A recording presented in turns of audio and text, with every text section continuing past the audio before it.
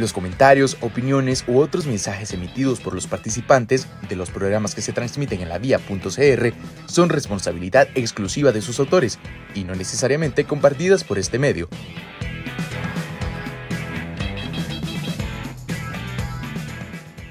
Cuando nos hablan del 15 de septiembre, se nos viene a la mente las celebraciones, desfiles y decoraciones con motivo de la independencia de Costa Rica.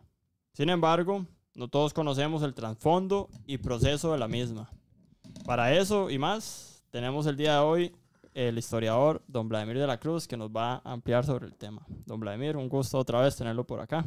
Muchas gracias de nuevo por la invitación para compartir con ustedes y con el programa Historia Costa Rica. Muchas gracias. De una vez, ¿cómo fue el proceso? ¿Qué contexto tenía Costa Rica, España? Lo primero que hay que entender es que todo el continente, desde México hasta Sudamérica, era dominado por el imperio español, por el régimen reinante, el rey y la reina española.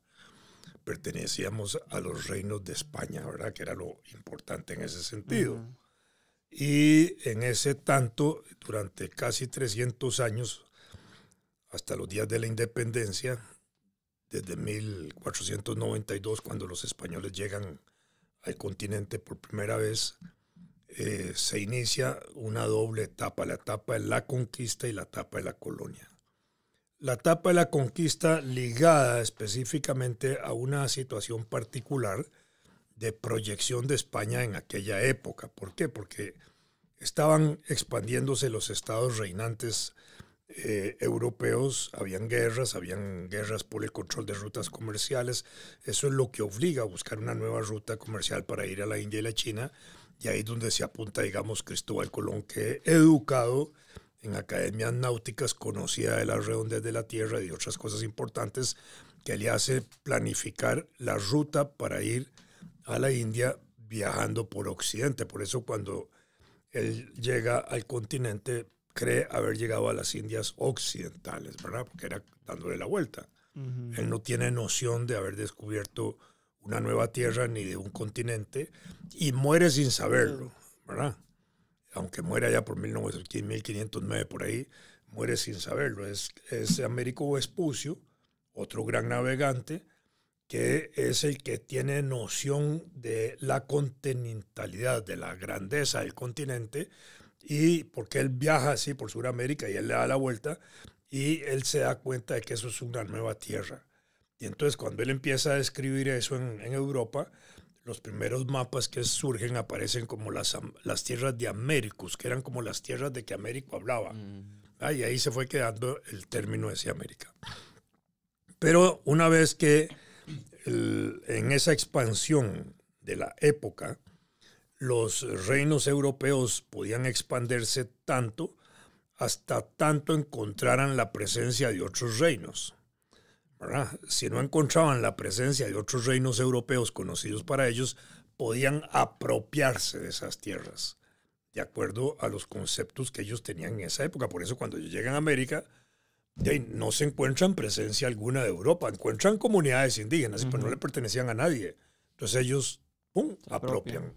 ¿Por qué? Porque es una etapa en que el desarrollo del capitalismo en ese momento está descansando en la acumulación de metales, oro, plata, etcétera, y en la acumulación de tierras. Es decir, tierra y oro y metales y ese tipo de cosas eran lo que daba poder a las naciones. Entonces, y así se hacían grandes.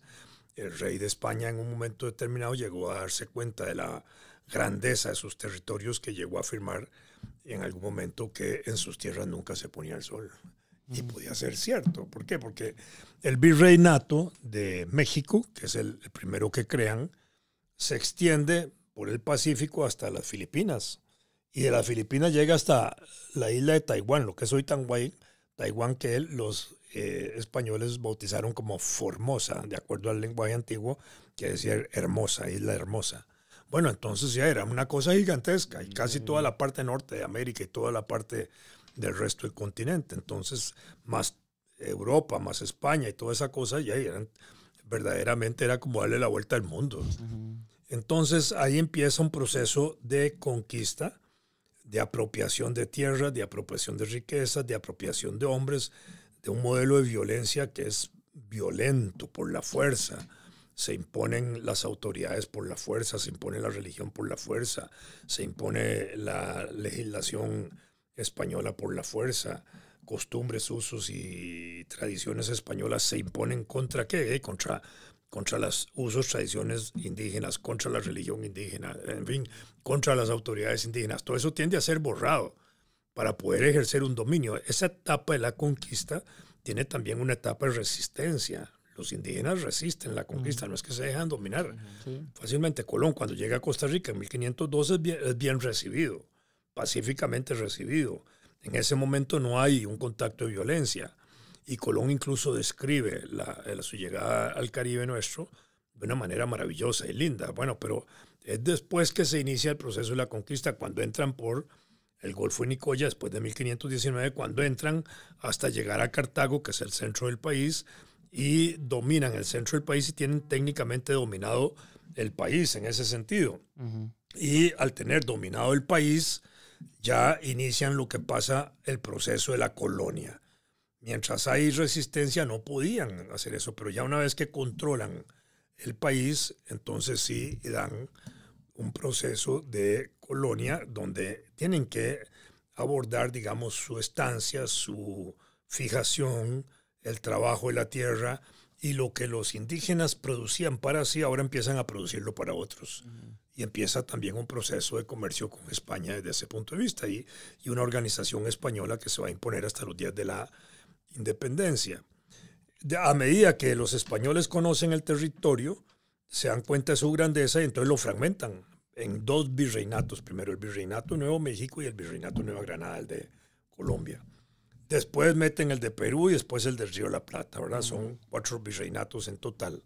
Pero que iban conociéndolo, entonces iban dividiéndolo, porque al dividirlo tenían una mejor capacidad de administración territorial, una mayor capacidad de dominio también, y de sometimiento a las comunidades indígenas. Y al mismo tiempo, eso fragmentado a lo grande. Cuando es solo el Virreinato de México, ¿verdad?, que llegaba de México hasta Costa Rica, entonces a medida que lo van conociendo también lo van dividiendo. Capitanías generales, gobernaciones, intendencias, provincias, audiencias, un montón de formas administrativas que usaron, a cargo de las cuales siempre pusieron funcionarios.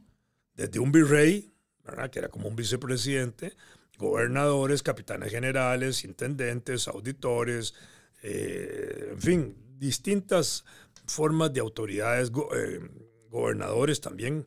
En fin, metieron autoridades y detrás de cada autoridad metían también la par. El cura, el militar, etcétera, ¿no? El recaudador de impuestos, todo lo iban multiplicando para poder ejercer un control. Bueno, así desarrollaron la conquista y el proceso de la colonia que se da en esa dimensión, de esa forma, ¿verdad? Entonces, los españoles hacen una división político-administrativa para ejercer dominio territorial y dominio de población y ejercer poder, obviamente. Y en ese tanto también hacen una división social, lo que eran españoles y lo que no eran españoles. Y los españoles tenían una doble categoría, los que nacían en España, que terminaron llamándose peninsulares, y los que nacían en América, que terminaban llamándose criollos, ¿verdad? Y en ese sentido, esos criollos trabajaban en la parte económica de la colonia, mientras que los peninsulares manejaban más la parte política. Y en la parte económica empiezan a haber exportaciones hacia España, por supuesto que sí. La colonia toda se organiza en función de una economía, en función del mercado español, y se desarrollan puertos especiales con carácter monopólico, solo a determinados puertos en el continente, Veracruz, Portobelo, al cual íbamos nosotros, Caracas y otros, eran los únicos autorizados a comerciar en España, entonces Sevilla, Cádiz, etcétera. Nada más, y solo por ahí se podía hacer. Es como las aduanas hoy de entrada a cualquier país, que entran por un aeropuerto, por un puerto aéreo, por un aeropuerto marítimo o por una frontera terrestre. No hay otra manera de entrar. Igual se hacía en aquella época, incluso en cierta forma eso es herencia de lo anterior. El control, cómo se entra y cómo salen personas y mercaderías, ¿verdad? Bueno, entonces por ahí entra eso, pero en 1713 el Reino de España se ve obligado a pactar con Inglaterra en el Tratado de Utrecht. España se debilita en ese siglo XVIII y faculta para que barcos ingleses puedan comerciar desde los puertos españoles hacia los puertos españoles en América y llevar y traer mercancías, sí, como parte de ese control, pero al mismo tiempo empiezan a penetrar en el continente las ideas liberales de los ingleses. Libertad de comercio y otras cosas, y los ingleses fomentan entre los criollos, que eran españoles, las posibilidades de un mejor comercio con ellos que con la corona. Y entonces empieza una contradicción importante allí de los criollos tratando de sacarle ventaja a su situación con los españoles, que no se las dan. Y cuando no se las dan, entonces la lucha importante es ver cómo toman decisiones propias. Y en ese sentido, la única forma de tomar decisiones propias es independizándose. A esto suman las luchas de resistencia indígenas y otras luchas que ahí van, ¿verdad? Porque la situación colonial de exclusión de indios, negros, mulatos, mestizos, zambos, alcatraces, pardos, toda esa, más cerca de 20 y pico de categorías raciales o étnicas hicieron los españoles para diferenciar los cruces sanguíneos. Todos esos estaban debajo, ¿verdad? La Virgencita de los Ángeles, ¿dónde surge?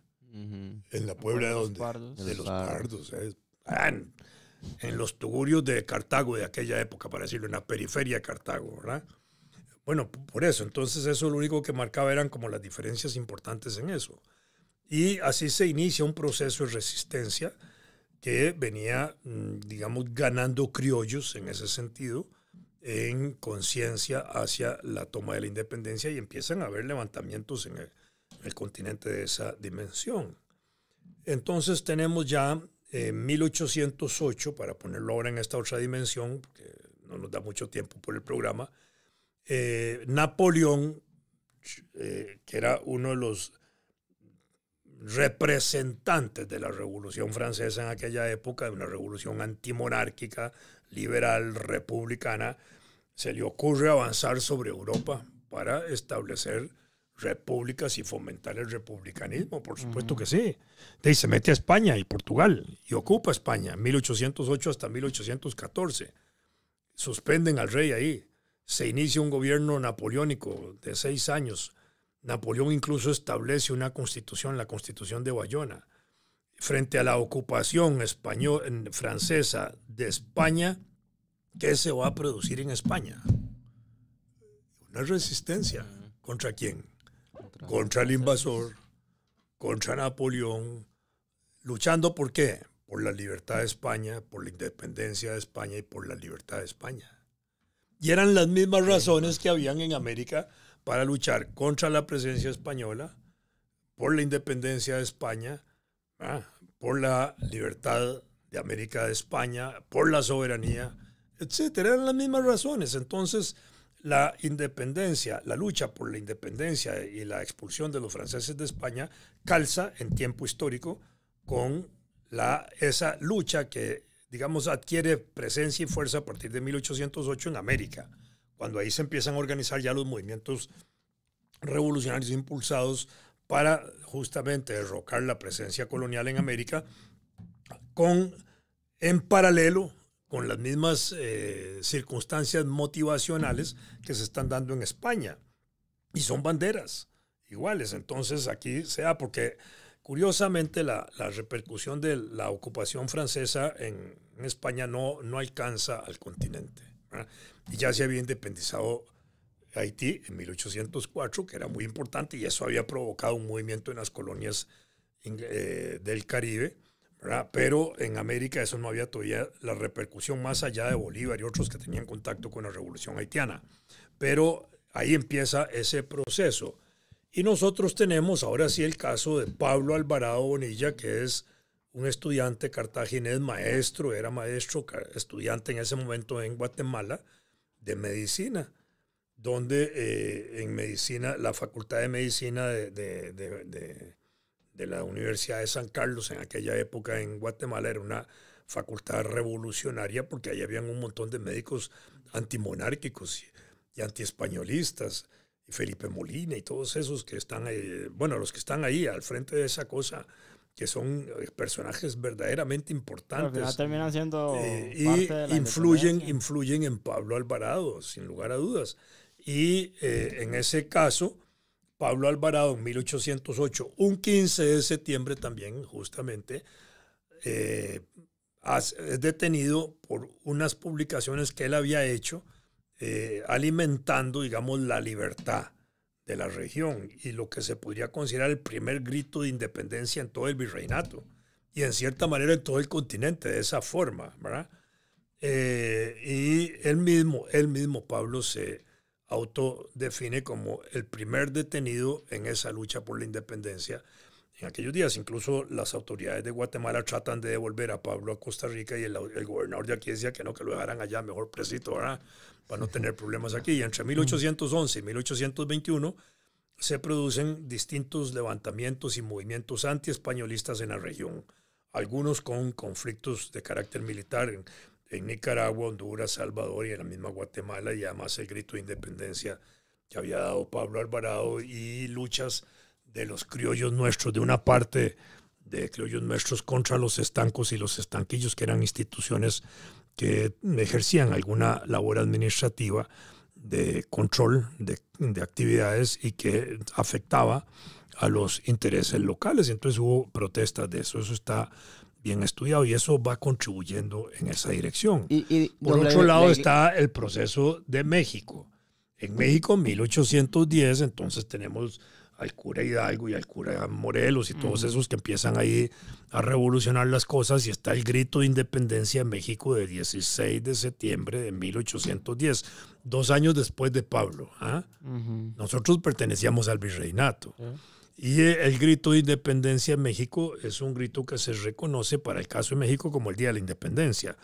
Lo celebran ese día. En realidad la independencia de México es 26 de septiembre de 1821, posterior a la de Guatemala y muchos días después, pero ahí se produce eso. Entonces ahí se inicia una lucha así de 10 años hasta 1821, de 1810 hasta 1821, 11 años en México, que va a conducir a la independencia de México, ¿verdad? Pero en 1821, ahora sí, febrero de 1821, el proceso insurreccional en México había alcanzado ya un nivel importante y las autoridades reinantes envían a Agustín de Iturbide a reprimir eso y terminan aliándose el 24 de febrero de 1821, y a partir de allí Iturbide inicia una nueva etapa en esos últimos meses de 1821 hasta que entra a México como triunfante en ese proceso revolucionario y digamos traza la posibilidad de crear un imperio, ¿verdad? Él declarándose emperador. Y entonces en esa lucha antimonárquica, pero republicana imperial, para decirlo de esa forma, Iturbide y Vicente Guerrero y otros empiezan a desarrollar su lucha y va calzando con las protestas que habían en Centroamérica y en la zona. Chiapas pertenecía a la Capitanía General de Guatemala. Entonces Chiapas es la primera región que se independiza de la Capitanía General de Guatemala a finales de agosto y principios de septiembre. Entre agosto y septiembre, finales de agosto y principios de septiembre, varias ciudades de Chiapas declaran su independencia. Y eso, ¡pum!, repercute ¿a dónde? A Guatemala. ¿Por qué? Porque Guatemala era la cabecera política de toda la región. Y en Guatemala ya había una lucha importante que se venía dando internamente, y además por la prensa guatemalteca. Desde finales del siglo XVIII se venían introduciendo valores liberales, valores de libre cambio, se conocían las teorías de Quesnay, de David Ricardo, etcétera, una gran cantidad de cosas así, y eso empieza a jugar. Y están los periódicos de la época que impulsaba José Cecilio del Valle y otros que también alimentan ideas independentistas, y en ese sentido se crea el ambiente para que, declarada la independencia de Chiapas, en sus pueblos fundamentales, que se adhiere al Imperio Mexicano, eso se comunica a Guatemala, y Guatemala, que ya era efervescente, con participación de la gente que estaba ahí ligada a los que estaban luchando eso, y las mujeres de ellos, que también juegan un papel importante, como Dolores Bedoya, que mueven gente durante el 13, 14 y 15, presionando a que el ayuntamiento del Palacio de los Generales, como se llamaba, de los capitanes, como donde se reunían los autoridades gobernantes se pronunciara por la independencia y terminan pronunciándose por la independencia ¿de quién? De Guatemala. Sí. Ya se había declarado Chiapas, Guatemala. Ahora se declara la provincia de Guatemala. Primero la provincia de Chiapas, ahora la provincia de Guatemala, pero al declararse la provincia de Guatemala, que era la cabecera, ya estaba desmembrada por Chiapas, entonces comunican al resto de Centroamérica la decisión de Guatemala, indicándoles que cada país o cada región es libre de tomar la decisión que quieran. Pero al mismo tiempo invita para que un tiempo después se puedan reunir para valorar, una vez que cada quien tome la decisión que le corresponda, si continúan o no continúan unidos. Y entonces viene el Acta de Guatemala bajando el territorio. Llega el 21 de septiembre, se pronuncia El Salvador igual, pero adheriéndose al imperio mexicano. Se pronuncia el 28 de septiembre Nicaragua y Honduras. En el caso de Honduras, adhiriéndose al imperio. En el caso de Nicaragua, una declaración ahí absoluta, pero dudando, ¿verdad?, de que hubiera un proceso de independencia. Por eso es el Acta de los Nublados. Eso es Nos como declaramos independientes hasta que se aclaren los nublados del Porque eso se cree normalmente que esa acta se asocia mucho con Costa Rica y con el tal. Se asocia, pero eso sí se asocia, claro que sí. ¿Por qué? Porque a nosotros nos llega el Acta de Guatemala y nos llega el Acta de León de Nicaragua de 28 de septiembre, que es la de los nublados del día. Porque nosotros, por la Constitución de Cádiz de 1812, la capitanía se había dividido en diputaciones. Entonces tenía la Diputación de Guatemala, la Diputación de León, donde estábamos nosotros metidos, pero administrativamente dependíamos de Guatemala y de León. Entonces nos llegan las dos actas. Sí. Una declarando la independencia absoluta de España, sí, sujetando eso a una nueva circunstancia de comunidad centroamericana. La de León, que era dudosa en ese momento, porque el 11 de octubre León corrige, pero esa acta no nos llega a nosotros a tiempo, ¿verdad?, para tomar una decisión sobre la decisión de León. Entonces nos llegan las dos actas. Y nosotros tomamos una decisión el 29 de octubre. Llegan las actas nuestras, las recibimos aquí el 11, 12 de octubre, se empiezan a conocer en los pueblos. Y el 29 de octubre, una vez que se han nombrado delegados para que en Cartago, que era la capital provincial, se reúnan para tomar una decisión, ahí se toma el acuerdo de la independencia de Costa Rica, ¿verdad? 29 de octubre.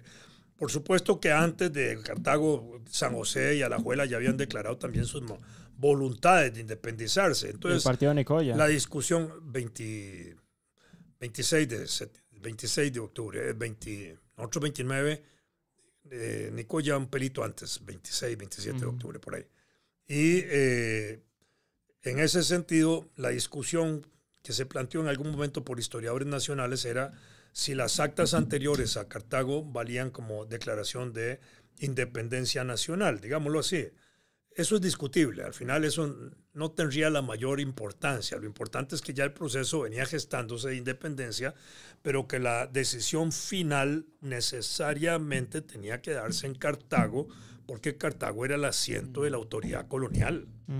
Y mientras Cartago no se independizara, las demás regiones podían declararse independientes, pero todavía, digamos, en circunstancias sujetas, en cierta manera, a una definición posterior definitiva de Cartago, ¿verdad? Porque bueno, eso estaba más o menos así. Bueno, termina declarándose la independencia en Cartago 29 de octubre y se comunica al resto de las ciudades de nuevo para que se juramente la independencia. En ese proceso, todavía la autoridad colonial, que era Juan Manuel de Cañas, el gobernador, queda como una autoridad interina.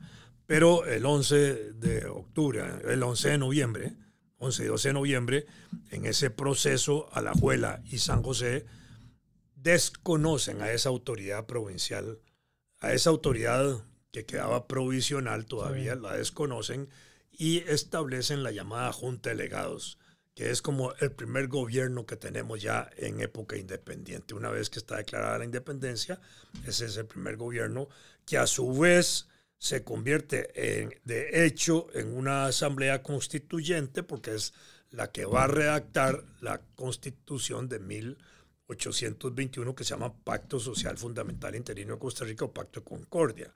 Entonces, ese primer gobierno termina impulsando la primera constitución, que tiene conceptos muy importantes como pacto social y pacto de concordia, que son elementos que desde el punto de vista de la filosofía política dicen que los que redactaron eso tenían que conocer de alguna manera el impacto de John Locke, de Thomas Hobbes, de Rousseau, de Bodino, de Montesquieu, todos esos grandes teóricos que ya venían cuestionando la autoridad monárquica y el reino y los reinos, y que desconocían las autoridades monárquicas como decisión divina, y más bien afirmaban que el resultado de los gobiernos debía ser un resultado de representación política, donde los ciudadanos se hacían representar en el gobernante. Por eso se llama pacto social fundamental o pacto interino. Y es cierto que Pablo Alvarado fue el que hizo como el borrador. Entonces, ahí está la otra presencia de Pablo. Pablo está en Guatemala, pero desde Guatemala, cuando llega el acta de Guatemala, vienen documentos de Pablo, alimentando la decisión de la independencia. Y en los días siguientes también se afirma que Pablo fue uno de los que jugó un papel importante para la redacción de ese primer documento constitucional de Costa Rica. Sí, desde allá. Y ahí arranca el proceso. Ver esos sueños hecho realidad, tiene que ser impresionante. Y ahí arranca ese proceso. ¿Cuánta gente, digamos, se emociona en eso? Hay que entender que en esa época, la Costa Rica de la época no era una Costa Rica de escuelas. Escuelas eran la escuela, la Casa de Enseñanza Santo Tomás, a la cual iba poca gente. Ahí estaba el bachiller Osejo, que sí juega un papel importante. Estaba Gregorio José Ramírez, que era un marinero, un navegante que iba cada ratito comerciante a Sudamérica, y él traía las ideas revolucionarias de Sudamérica, influía en eso. Y había una agitación aquí, ¿verdad?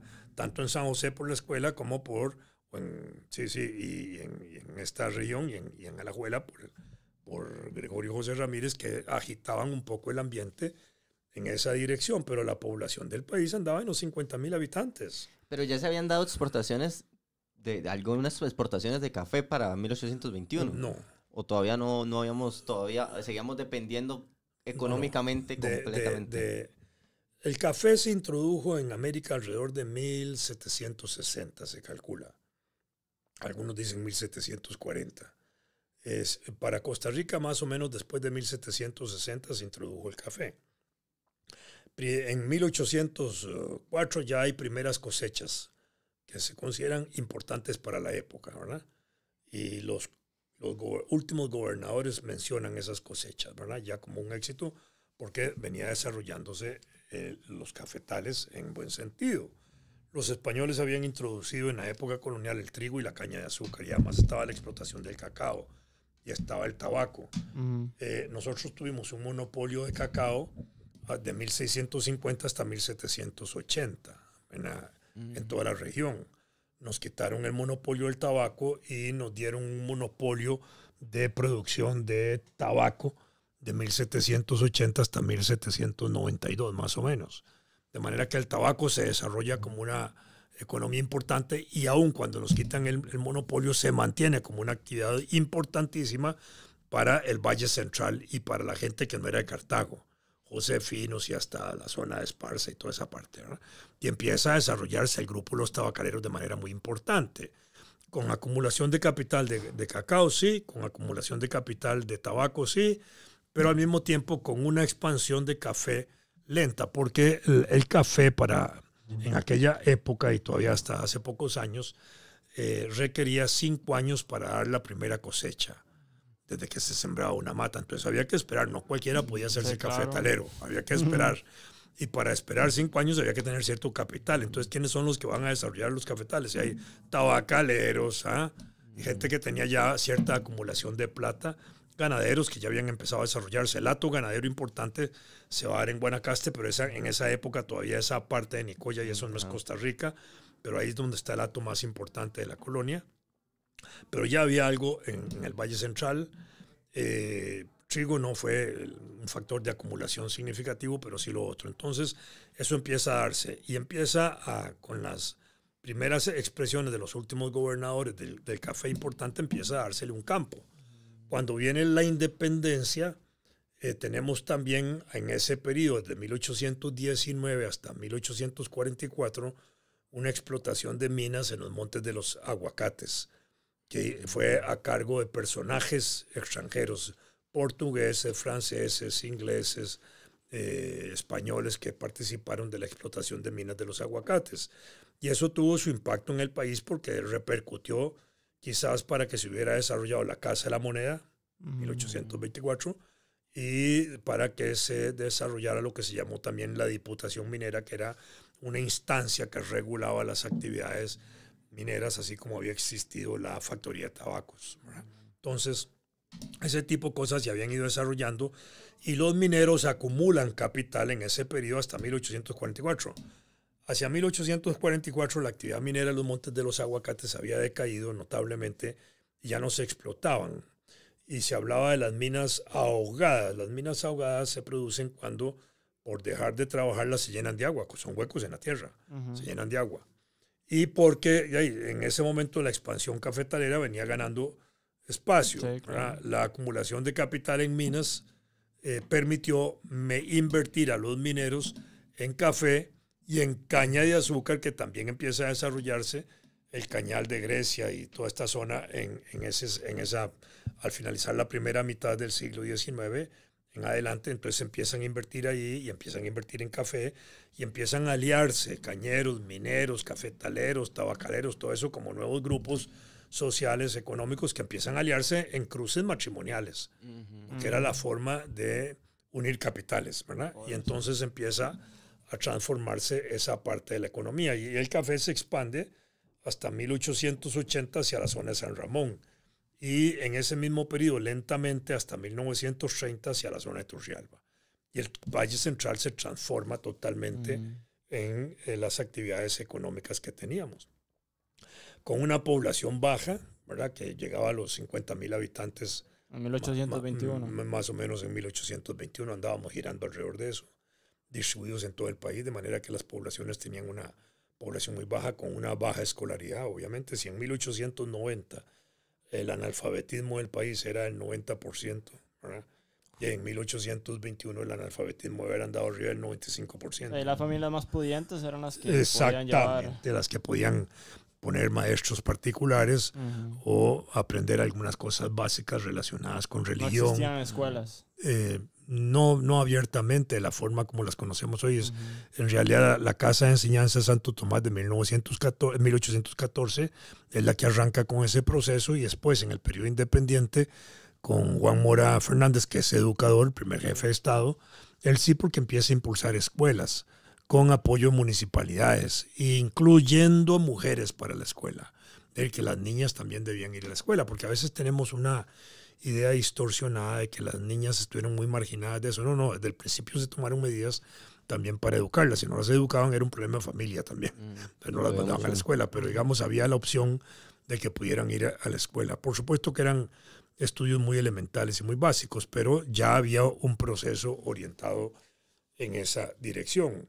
Y después se fortalece ya más científicamente o más administrativamente la enseñanza con Castro Madrid, que funda escuelas y fortalece las existentes, etcétera, y abre escuelas para niñas, etcétera. Entonces ya ahí entra un proceso diferente. Ya en 1885 al 87, con las reformas de Mauro Fernández y las que le siguieron de Miguel Obregón, se fortaleció más el proceso escolar. Entonces ahí eso es otra cosa.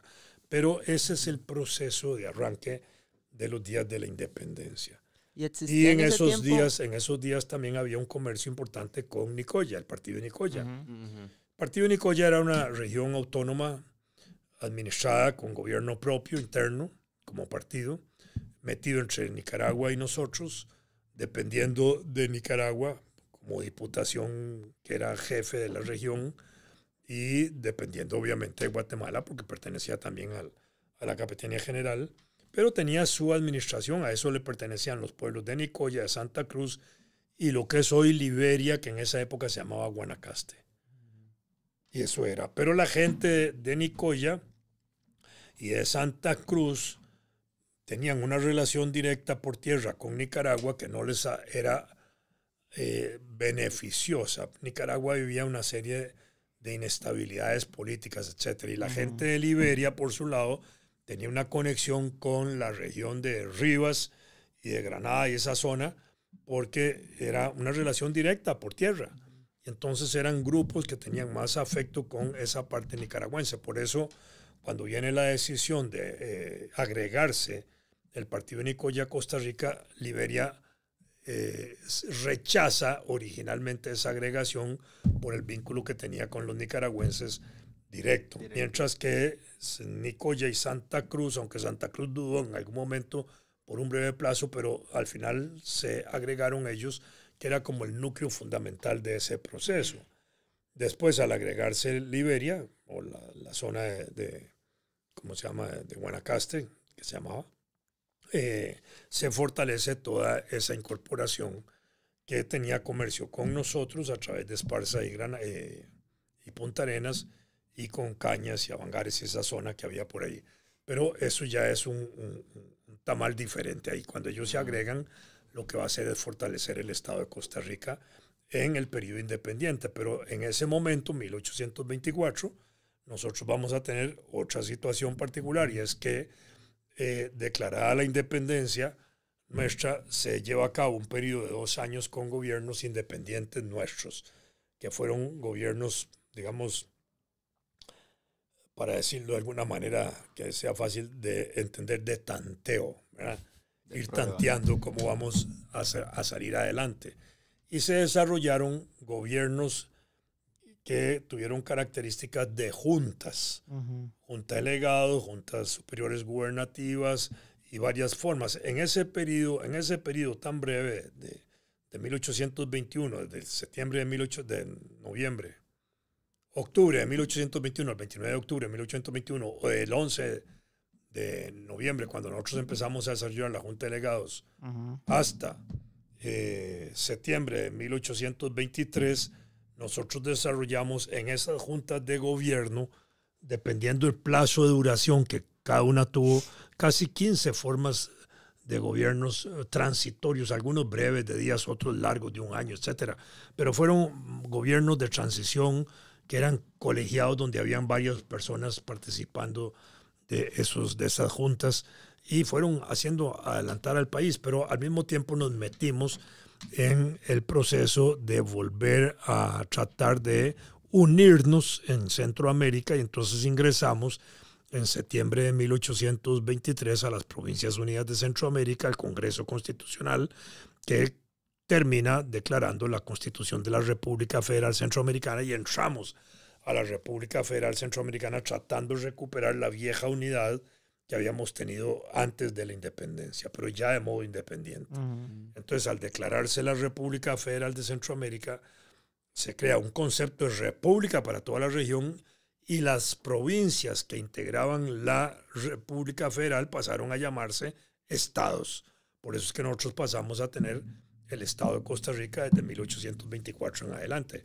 Y en su forma se mantuvo hasta 1848. La República para nosotros feneció, se acabó, se murió en 1838 por diversas razones, pero en el año 38 Nicaragua se había salido, Honduras se salió y nosotros también. Y no se salió en parte para nosotros porque nos generaba mucho gasto mantener las estructuras políticas de la República. Había que mantener el Senado, el Congreso, los diputados, el Poder Ejecutivo, la Corte Centroamericana y el Ejército, y eso generaba mucho gasto. Y por otro lado, habíamos tenido un problema importante de pérdida de tierras con Colombia. Cuando nos robaron la zona de Bocas del Toro, el Ejército de Costa Rica no estaba en capacidad, ni el Estado de Costa Rica, de ir a defender eso en una batalla contra el ejército colombiano. Y si hubiéramos ido ahí, de pronto terminamos anexados también nosotros a Colombia, ¿verdad? Ni el ejército centroamericano tenía tampoco la capacidad de ir a defender esas tierras de Costa Rica. Entonces, frente a eso, terminamos saliéndonos, y obviamente ahí se le dio un toque de muerte a la República. Cuando Morazán llegó a Costa Rica en 1842, trató de restablecer la República, pero murió con su muerte, digamos, ese esfuerzo. Y entonces ahí ya nosotros avanzamos ya hacia un gobierno republicano declarado en 30 de agosto de 1848, cuando la Asamblea Legislativa, que se llamaba Congreso, declara la Constitución de la República, y al día siguiente, el 31, el doctor José María Castro Madrid ratifica la declaración de República, que es la fecha, digamos, que se toma como la fecha de la declaración de la República de Costa Rica. Desde entonces formamos lo que se llama una república y tenemos al frente no un jefe de Estado, sino un presidente, ¿verdad?, de la República. Ese es más o menos el proceso de desarrollo de aquellos días de la independencia hasta la gestación de la República. Aquí... Momentos especiales de la República y de la independencia pueden tomarse muchos, entre otros la guerra de Ochomogo. Hay quienes sostienen que esa fue una fecha importante para definir la independencia. ¿Por qué? Porque estaba la parte de Cartago y la parte de San José peleando todavía esas cosas. Esa es una discusión. Porque mucha gente es una dice discusión entre historiadores, digámoslo así. Que nos regalaron la independencia, pero no enfrentamientos. No hubo regalo de independencia. ¿Por qué? Porque una independencia, si se entiende que debe ser resultado de una guerra, ¿verdad?, y no de declaraciones como las que se dieron en Centroamérica, podría estar pensada y ligada a la existencia de una fuerza opresiva que hubiera que derrotar. Y en Centroamérica no hubo ningún ejército colonial que hubiera que derrotar. Entonces no hubo necesidad de desarrollar un ejército liberador, como sí sucedió en América del Sur.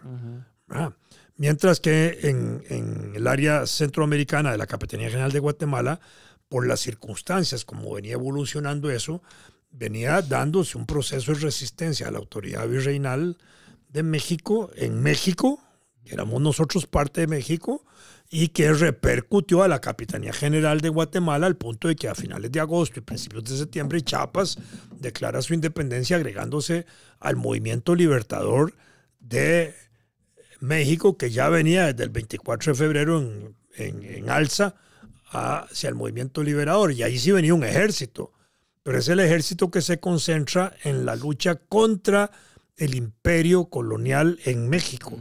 Nosotros, que éramos una provincia allí, éramos la capitanía marginal, para ponerlo de esa forma, no estábamos ahí enfrentando ni estábamos abonando al ejército de Iturbide para derrotar al imperio mexicano, al imperio colonial, sino que declarada la independencia de Chiapas y de la provincia de Chiapas, lo que hace es nada más abrir el boquete para que Guatemala haga lo mismo y nosotros reproduzcamos lo mismo, sin necesidad de sumarnos a una fuerza militar, aunque en Centroamérica, en Nicaragua, Salvador, Honduras y Guatemala había habido luchas entre 1811 y 1821, algunas de ellas de características militares, pero que tampoco fueron fundamentales. ¿Por qué? Porque en ese proceso de independencia, cuando empiezan a concentrarse las fuerzas, también las autoridades virreinales empiezan a mover parte de sus milicias, digamos, lo que estaban en estas regiones, hacia México. ¿Por qué? Porque en México estaba el virrey. Entonces había que ir a defender al virrey. Al capitán general ahí puede quedarse. Primero defendemos el virrey. Si el virrey se mantiene todo lo demás. Ya. Entonces sacan gente de las milicias centroamericanas para llevárselas a México. Y en ese sentido se debilitó la resistencia militar en Centroamérica, lo que facilitó las declaraciones de independencia a toda la región sin volar tiros. ¿O acaso había necesidad de volar tiros para declarar la independencia? Había como identidad costarricense, digamos, ¿o qué se dice de esa época? O sea, ya sí, claro. Desde 1750, va a poner esa fecha, en adelante se empieza a hablar de los Costas Ricas. Ya hay una identidad regional de la población y se dice Costas Ricas. Entonces yo creo que eso es un elemento muy importante. Lo demás está definido por el carácter regional que se llama Costa Rica, pero la población empieza a ser reconocida como los Costas Ricas, así como una sola palabra, ¿verdad? Y entonces ya empieza a aparecer eso.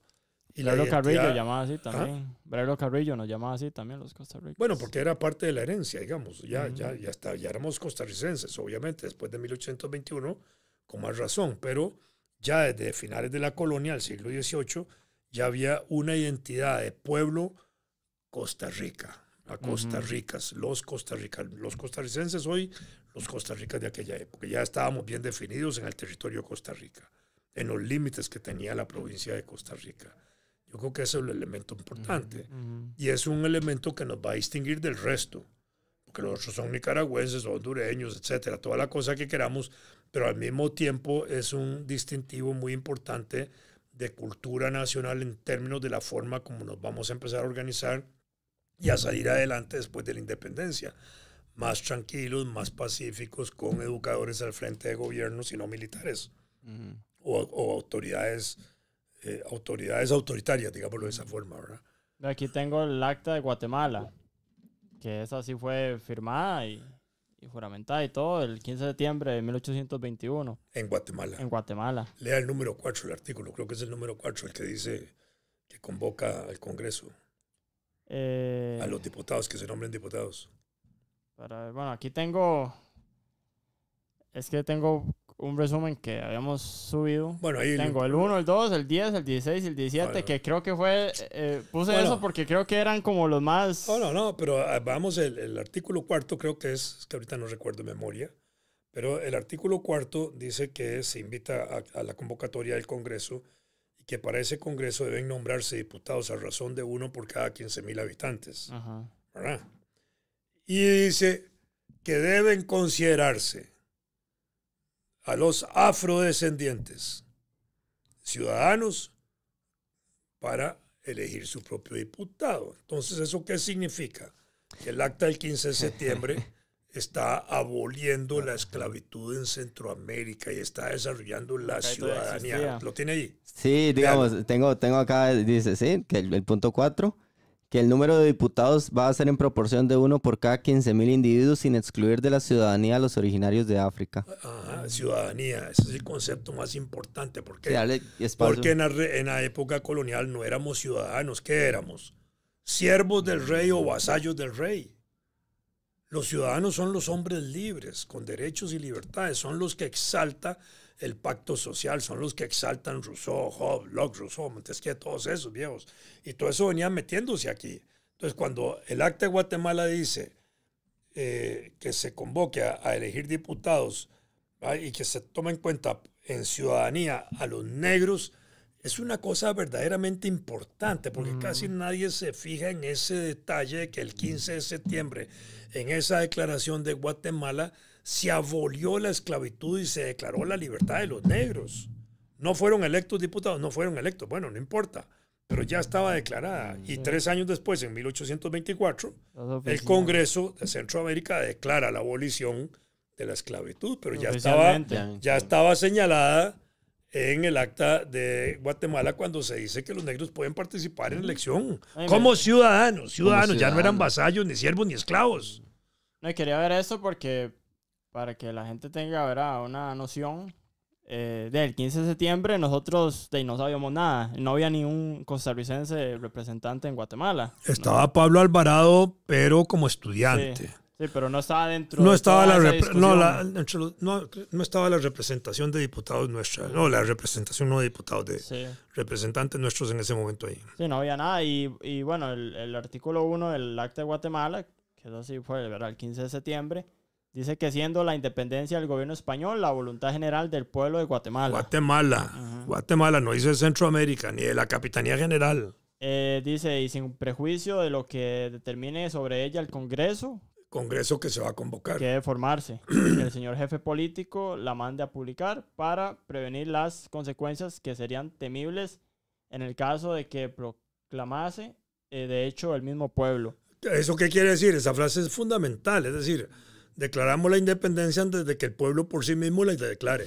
Eso es lo que está diciendo. Evitémonos más evitemos el levantamiento social. Y aquí el 2, ve aquí sí, ahora sí se mencionan las provincias, dice que desde luego se circulen oficios a las provincias. Se circule el oficio de la Declaración de Independencia de Guatemala. Por correos extraordinarios, para que sin demora alguna se sirvan proceder a elegir diputados o representantes suyos. Sí. Y esto concurran a esta capital a formar el Congreso, que debe decidir el punto de independencia general, absoluta y final. En caso de acordarla... Ahí está claro, entonces de nuevo una afirmación. Lo que está declarada es la de Guatemala. Congreso para definir la independencia de todos. Y eso se da hasta 1823, que se va haciendo todo el Congreso. Ajá, y bastante, Pero mientras tanto han declarado la independencia y mientras tanto han declarado gobiernos provisionales. Exactamente. Pero en ningún punto dice eso. Y ya, bueno, el 17, que es... no, pero es que esa es la práctica. No lo dice, pero en la práctica si se declara la independencia hay que empezar a desarrollar un gobierno provisional. Y mientras se toma uno definitivo. Y ya el 17, que dice que imprimiéndose esta acta y el manifiesto expresado, que circulen a las excelentísimas diputaciones provinciales, ayuntamientos constitucionales y demás autoridades eclesiásticas, regulares, seculares y militares, para que, siendo acordes de los mismos sentimientos que ha manifestado este pueblo de Guatemala, ¿verdad?, se sirvan obrar como arreglo a todo lo expuesto. Entonces ahí está Son diciendo, todas las autoridades que gobiernan. Pero las autoridades religiosas, veamos las autoridades religiosas por un momento. Las autoridades religiosas, desde el punto de vista de ejercicio real de poder, ellas, ¿a favor de quién estaban? De los reyes. Sí, pues claro, Sí, porque claro. van a Los querer reyes mantener... eran reyes católicos. Entonces, toda la iglesia española era monárquica. Y además porque en la vieja tradición de la época, los reyes podían influir para nombrar, los reyes podían influir para nombrar cardenales que iban a nombrar al papa, ¿verdad? Y los papas, en esa relación iglesia-estado, eran los que le ponían coronaban a los reyes. Entonces, la coronación de los reyes significaba algo así como un sometimiento de los reyes a la voluntad de Dios. Sí. Hay una pintura famosa que se llama La coronación de Napoleón. Yo los invito a que la vean, la busquen y la vean. Ahí Ahí la vamos Y a poner. entonces, Napoleón está ahí frente al Papa y le quita la corona al Papa y él se la pone. ¿Ya? ¿Por qué? Porque lo que está señalando Napoleón es que él no se somete a Dios como voluntad de gobierno. Él es el resultado de una voluntad popular, no de una voluntad divina. Entonces le quita la corona. Ese es el acto más importante. Entonces, cuando viene la ocupación francesa de España, ¿de qué lado va a estar la iglesia? Sí, de la monarquía. Del rey, defendiendo al rey español. Pero como es la iglesia española, ¿es a donde repercute? América. En América completa. Entonces, en América, ¿qué vamos a tener? Curas a favor del monarca y curas en contra del monarca. Por eso es que está Hidalgo, Morelos y 150 y pico ex sacerdotes que se suman al proceso de la independencia en el Virreinato de México. Y, de hecho, en el punto 10 del acta, pues creo yo que también como para poder evitar esto, añaden que la religión católica que hemos profesado en los siglos anteriores y profesaremos en los siglos sucesivos, se conserve pura e inalterable, manteniendo vivo el espíritu de religiosidad que ha distinguido siempre a Guatemala. Pero eso es 1821, el acta. Ajá. Pero ya, 1808, Napoleón ocupa España. Y en la Constitución de Bayona que hace Napoleón incluye la religión de Estado católica. ¿Por qué? Porque él sabe que está entrando a un país muy católico y entonces mete eso y ese artículo de la religión estatal pasa a la Constitución de Cádiz de 1812 y eso entra a las actas de independencia. Y bueno, y el artículo 18 dice que el 15 de octubre de 1821 se celebre una misa, donde invitan a todos a llegar para que se celebre esto con una misa. Con curas que estaban a favor del proceso de la independencia. Acordémonos del cura Jerez de Nicaragua, que estaba dudando. En el 28 de septiembre redacta lo de los nublados y ya en octubre, unos días después, declara la independencia absoluta de Nicaragua. ¿Por qué? Porque se da cuenta que ese es un proceso inevitable. Y seguro también recibe alguna instrucción de las otras iglesias centroamericanas de que hay que ponerse a tono. Sí. Sí, claro. Porque al final también tal vez se dieron cuenta como que no iba a ser tan dañino. Pero es interesante cómo al final también hasta es que la religión formó parte y formará parte y tal, pero influenció al final, al cabo, hasta en la independencia, ¿verdad? De cómo llegan a estar hasta esos Tiene su estrados. presencia. Tiene presencia importante, sí, claro.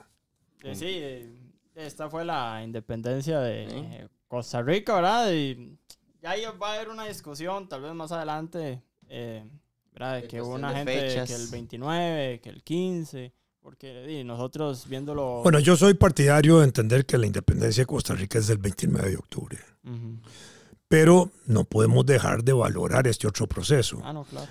En 1824 el Congreso Centroamericano acuerda declarar como una fecha conmemorativa para toda la región la del 15 de septiembre. Pero al mismo tiempo dice que deben celebrarse las independencias locales. Entonces podemos celebrar el 15 de septiembre, pero Claro. no podemos dejar de celebrar el 29 de octubre. No, Que es no al final está, no cuando- está de más. O No, sea, no, y es que al final es así, es cuando se da la sí, firma de nuestros, que lo escuchás en un video de que también poco mérito se le da a nuestros independentistas, ¿verdad? Las figuras Aquí independentistas. tengo. Que en otros países Eso son... sí. Aquí, yo, o sea, puesto que uno va ahorita y sale a la calle y le pregunta a alguien que nombre a algún firmante del acta, Es que muy es- difícil. Cuesta mucho Difícilmente, conocerlos. muy difícil. Sí, Sí, no, son un montón. Son De un hecho, mon- aquí voy a mencionar unos. Juan Manuel de Cañas, ¿verdad? Ya, Que era el bueno, ya estamos gobernador. terminando. Pedro José Alvarado, José Joaquín de Alvarado, Santiago Bonilla, José Mercedes Peralta, todos de Cartago. Castro, Manuel García Escalante, José Santo Madrid, Lombardo, el cura Madrid. Rafael Francisco Cejo, que era el legado por Ujarrás, Muy Gregorio importante José personaje. Ramírez, legado por Alajuela, Juan de los Santos Madrid, legado por San Tío José. de José María Castro. Ahí está. Todos familia. Todos conocidos. Y de ahí un montón, o sea, son un montón, son, no sé, como 20 restos que firmaron ahí, que eran, ¿verdad? Representantes y demás, y unos elegidos, ¿verdad? Por el pueblo en ese momento. Pero, o sea, obviamente uno no sabe aprender de todos. Me imagino que usted, Vladimir, no se sabe todos, ¿verdad? Pero, Tendría que hacerlo. No me ponga a prueba. Pero No, en realidad, digamos, podemos manejar los nombres de los personajes de la independencia porque estamos en el proceso histórico. Conocemos y pero no todo el mundo y no No. todos los profesores lo saben. no, Son porque no se nos han enseñado esas cosas. exacto.